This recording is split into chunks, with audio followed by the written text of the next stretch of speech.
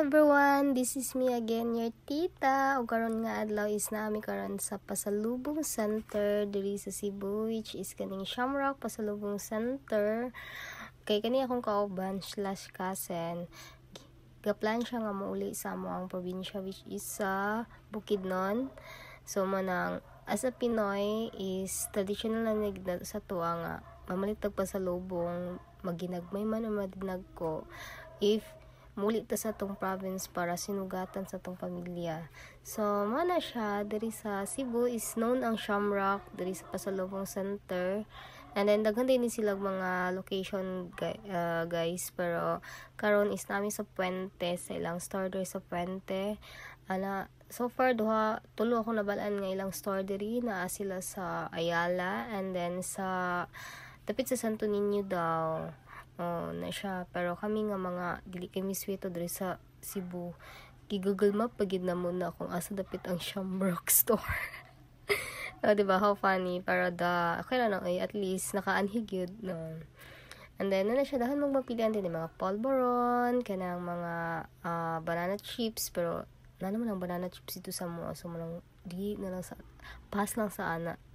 So naglibog nga akong kauban diri kung sayang kwaon, kay murag limited na kaya tong budget dira. Manang gapamili siya gid ya. Choose wisely gid siya para matagaan ang kadaghanan bisag ginagmay lang, di ba? Nga fresh from Cebu. Sana siya, pero diri sa Cebu is ilahag yung main nga murag mga makita nga pasalubong is kaning utap ug katong siya banana chip siya nga coated with sugar, siya. And then after that wala na siya kabalo, or kana siya kanang mura siya ampaw, pero na siya sa murag Chinese food na siya. Pero nakita na ko sa TikTok kay dili man siya lami, manang wala na lang po kuning kuha na diba, awat lang. And then namit na naman siya unsa lagi daw yung paliton, og gana siya na siya biscuit something, biscocho de ang ni anak niya pangalan. So from the word biscocho, that means biscuit, diba? So ningkuha siya kay para siyang chikiting anak pa siya. And then kanida yun mga dry mangoes. So lami ang dry mangoes dito sa Cebu, kay isa pud sa ilahang mga sikat diri is kani mga dry mangoes. Ano ko pagkuhaan ning dry mangoes, kay lami ni siya, may akong giingon sa iya, recommend ay. So nagbayad na siya din that time, nagbayad na siya nga nagbudget na siya din na una banati kaysa sunod pag madato na ta dili na nato kinahanglan iuli ang uban. Loya po diuli kay budgeted lagi, diba na may gani kay gisugtan ako nilang video diri, diba, nagbut-but ako na mag-iuban nga di sumusugot mo video, pero ako bahala mo dira. And then mo na siya kung nakuha 5 ka item. Let's try that one. So hello again titas. So let's try karon sa atong mga ato nang tilawan ni atong mga nangapalit. So kana first is kaning biscocho, then kanida yung pork chicharon. So mo sa tanan mo akong ginaabangan o gusto na ko matilawan. And then kaning dry mangoes, and then kaning utap, and last one is kaning sambag or tamarind siya. So siya akong una nga tilawan is kaning dry mango. Naglisod usahan pag-abay kay gahi siya, marag needed taog to the rescue. To the rescue atong gunting dira na siya, nagunting na para sa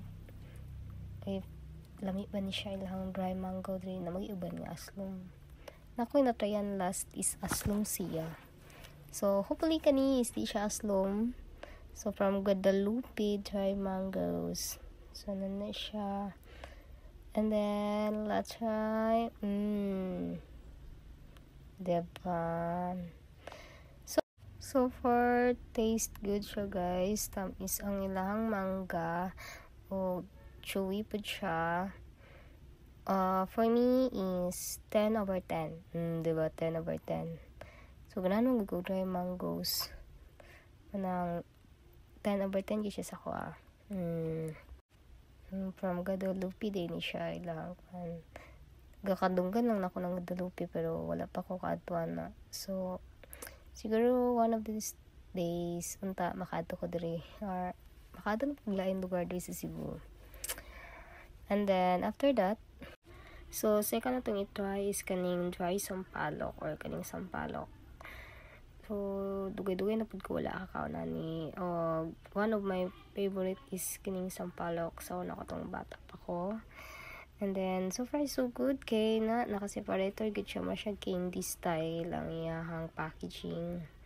And then look at that, kamantay man ang white rabbit nga katong dagko, so inana siya kadako day chewy kayo siya, and then so very delicious. And then I rate this one from 10 out of 10. Kaya lami siya para sa ako. No bias gid siya. Lami gid siya guys. Promise, try it na lang. Para makaingon mo nga wala akong nagbinot-bot siya. Third nga tong i-try is kaning Otap. Otap is one of the most known pasalubong gikan diri sa Cebu kay sa akong nahinumduman sa una, if akong uncle man hi Cebu, di gini mawala sa isa sa mga pasalubong kaning Otap. So Cebu is known as Adan. Otap pasalubong gid siya. Then packaging check kay siya kay na siya separator sa sulod ka para dili siya madugmok. Then murag kita naman yata tanan nakakaon og Otap no. Na siya Otap. Look at the packaging. Diba? Socialista kay siya. Para gid secure nga di siya madugmok. So bright kay ang nagsuggest silang packaging. And then crispy pa kayo siya. Makuan gid mo nga bago pa ilang snack kay crispy pa kayo. Kuan kay ni siya kaunon ka ng murag misi kay kanang ano ba? Kanang tahan siya mga tagak-tagak. So dapat lang ka after nimo kaon is dapat hindo hindo pa yun. Otap siguro na siya sa 8 out of 10. Marag kuan naman kay siya common kay siya para sa ko ilang di kay ko fan sa kaninga pasalubong mukaon lang, di ba?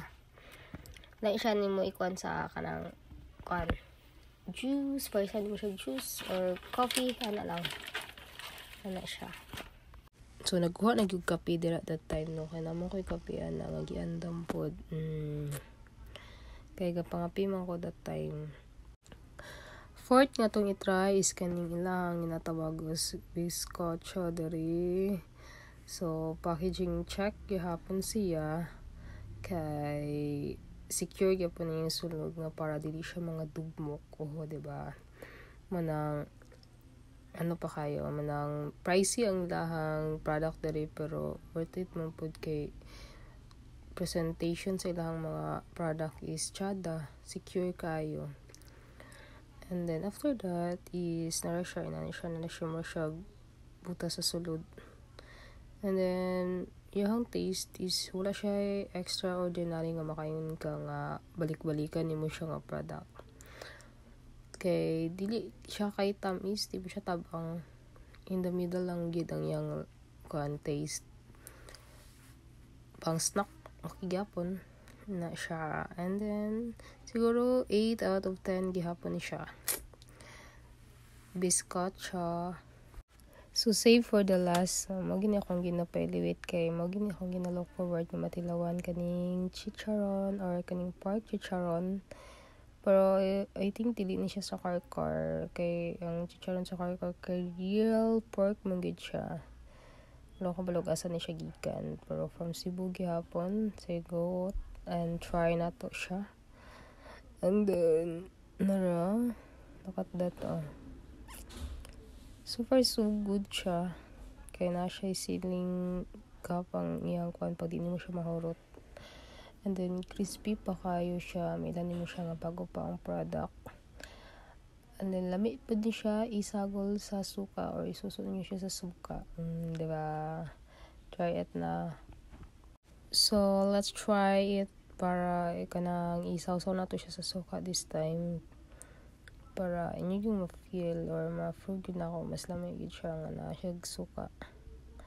Oh, diba? Perfect kayang iyang combination nga chicharon with suka. So for me it's 10 out of 10 also this one chicharon. So, that is for today, guys. Hope you enjoy sa akong pagkaon-kaon dere. O, kung na may idea sa mamamalit og pasalubong if naamo diri sa Cebu, manguli mo sa inyong province. Diba? Adto na mo dito sa Shamrock Pasalubong Center. Thank you for watching and bye!